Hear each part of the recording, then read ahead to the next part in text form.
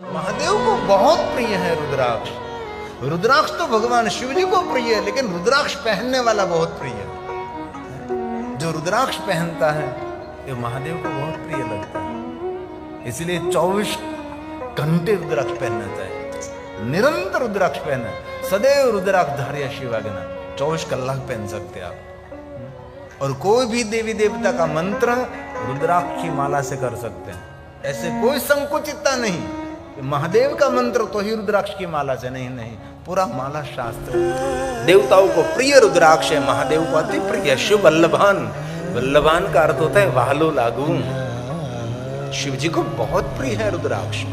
रुद्राक्ष तो महादेव को प्रिय है, लेकिन रुद्राक्ष पहनने वाला भगवान शंकर जी को बहुत प्रिय रहता है। विश्व के सभी देवता रुद्राक्ष धारण करते हैं, विश्व के सभी देवियां रुद्राक्ष धारण कर, ऋषि मुनि रुद्राक्ष धारण करते हैं, भगवान श्री राम और कृष्ण जी रुद्राक्ष को धारण करते हैं। इसलिए आपका मंगल करना चाहते तो जरूर रुद्राक्ष पहनना चाहिए। शिव महापुराण में बहुत विस्तृत रुद्राक्ष महात्म्य कहा है। ग्रंथ में तो कहा कि भाई 1100 रुद्राक्ष पहने, लेकिन इतने 1100 रुद्राक्ष महात्मा लोग पहन सकते, हम लोग पहन सकते, लेकिन बहुत सारे रुद्राक्ष पहनने से समाज कुछ बोलेंगे, कहेंगे। बहुत सारे सोने चांदी के आभूषण पहन सकते हैं, लेकिन बहुत सारे रुद्राक्ष हम नहीं पहन सकते। समाज का डर लगता है, कुछ बोलेंगे, कुछ कहेंगे। एक मुखी रुद्राक्ष साक्षात शिव का स्वरूप है। 2 मुखी रुद्राक्ष महादेव का स्वरूप है। 3 मुखी रुद्राक्ष ब्रह्मा विष्णु महेश का स्वरूप है। और विद्या देने वाला श्रेष्ठ है। इसलिए जो बच्चे पढ़ते हैं उसके लिए 3 मुखी रुद्राक्ष शिव महापुराण अंतर्गत बहुत उसका महात्म्य दिखाया है। बच्चों के लिए 3 मुखी, कोई भी विद्या, कोई भी मनुष्य विद्या प्राप्त करना चाहते तो विद्या के लिए तो 3 मुखी रुद्राक्ष श्रेष्ठ है। 4 मुखी रुद्राक्ष ब्रह्मा का स्वरूप है, धर्म अर्थ काम और मोक्ष। 5 मुखी रुद्राक्ष पंच देवताओं के समान है, पंचानन शिव समान है। 6 मुखी रुद्राक्ष षडानन मुरगड़ भगवान कार्तिक का स्वरूप, विजय देने वाला है। 7 मुखी रुद्राक्ष कामदेव का स्वरूप है, कोई भी क्षेत्र में संपूर्ण सफलता देने में सहयोगी रहता है। ये 7 मुखी रुद्राक्ष है। इसलिए जिनको कोई भी कार्य में अपनी कामना को पूर्ति करनी है उसके लिए 7 मुखी रुद्राक्ष श्रेष्ठ है।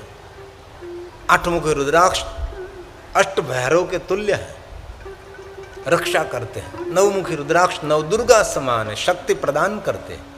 10 मुखी रुद्राक्ष विष्णुदेव का स्वरूप है, भगवान विष्णु की कृपा उतरती है।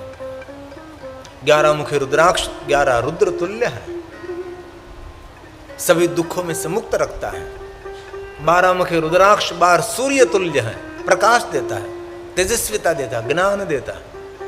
13 मुखी रुद्राक्ष विश्वदेव का स्वरूप है, समग्र विश्व के सभी देवताओं की कृपा उतरती है 13 मुखी रुद्राक्ष पहनने से। 14 मुखी रुद्राक्ष परम सदाशिव जी का स्वरूप है। ऐसे शिव महापुराण ग्रंथ में 1 मुख से लेकर 14 मुख तक का वर्णन है। देवी भागवत में 21 मुखों तक का वर्णन है। अलग अलग ग्रंथों का अलग अलग मंतव्य भी मिलता है, लेकिन हर मनुष्य के लिए रुद्राक्ष बहुत कल्याणकारी है। इसलिए बच्चे से लेकर वयोवृद्ध तक सबको पहनना चाहिए, कभी भी रुद्राक्ष का त्याग नहीं करना चाहिए। ठंडा जल, हिमजल का एक अर्थ है हिमालय पर जो सरोवर है, जो जितने तालाब है, वासुकी ताल, ब्रह्मताल, हनुमंत ताल, ऐसे बहुत सारे ताल हैं। ताल मतलब तालाब, उनका जल, हिमालय पहाड़ से लाया हुआ जल, उसको कहते हैं हिमजल। और दूसरा है गंगा जल, और दूध की धारा, और पंचामृत जो अमृत है, गाय का दूध, गाय के दूध में से बने हुए दही, दही में से बना हुआ ये घी, और एक शक्कर और मक्खन, शक्कर और शहद, ये 5, मध, साकर, दूध, दही और घी। भैंस का दूध नहीं, पॉलीथीन थैली ना तो कभी नहीं, महादेव जी को दूध चढ़ाते ना, वो दूध कैसा होना चाहिए?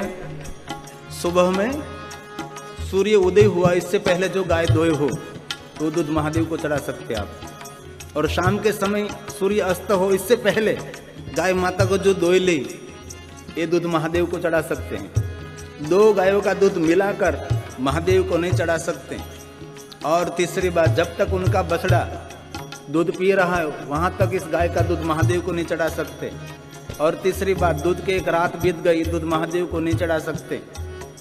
और कोई गाय वहां है, उनका आते ही उनका बच्चा मर गया, ये गाय का दूध महादेव को नहीं चढ़ा सकते। ये इतनी वस्तु ध्यान में रखकर अंतिम कि दूध जो महादेव को चढ़ाते, एक दूध का बिंदु धरती पर नहीं गिरना चाहिए। और ये दूध सभी पात्र में लेकर शालिग्राम शिला संगात सर्वयाति पवित्रताम, दूध को भगवान शालिग्राम को स्पर्श कराने के बाद इस दूध में से प्रसाद बनता है। पहले शुद्ध जल से स्नान कराओ भगवान शंकर जी को, बाद में एकदम कपड़े से भगवान को कोरा करके शुद्ध दूध भगवान को अर्पण करे। और जहां जलधारी गिरती है वहां एक पात्र रखना पड़ता है, इस पात्र में दूध लेकर भगवान विष्णु को स्पर्श कराओ, अथवा शालिग्राम भगवान को स्पर्श कराने के बाद इस दूध में से शिव भक्तों के लिए पकवान बनते हैं, शिव भक्तों के लिए प्रसाद बनता है। ये हमारी परंपरा है। दूधाभिषेक करने से विशेष कार्य पूर्ण हो जाते हैं। शर्करा मिश्रित दूध भगवान शिव को अर्पण करने से जड़ बुद्धि वाला भी बृहस्पति समान बुद्धि को पा सकता है।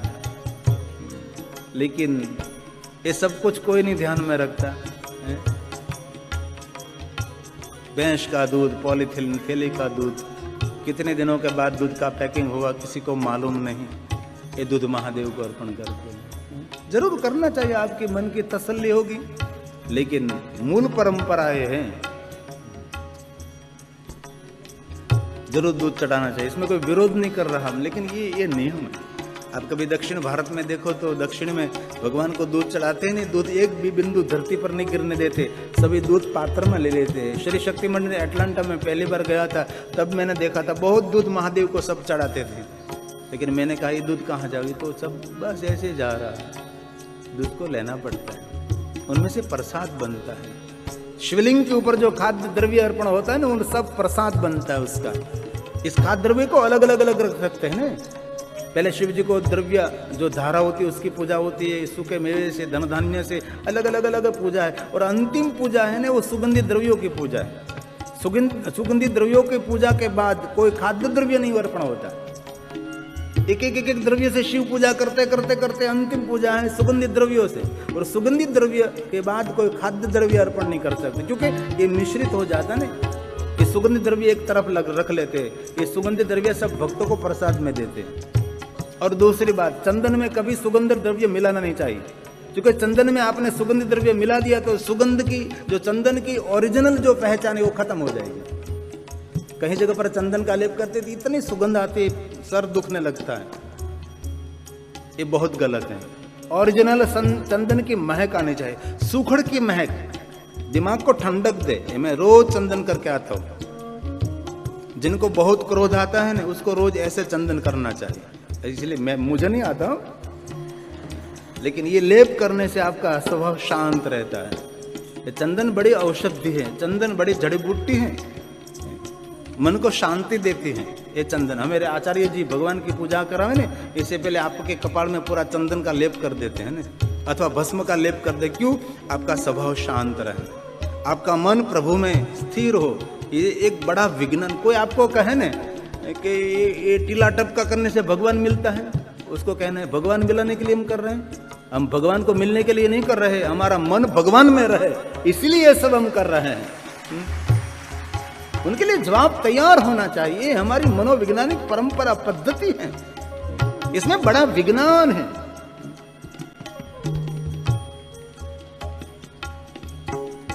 भगवान महादेव की पूजा परंपरा अरे गजब गजब अजब गजब की है।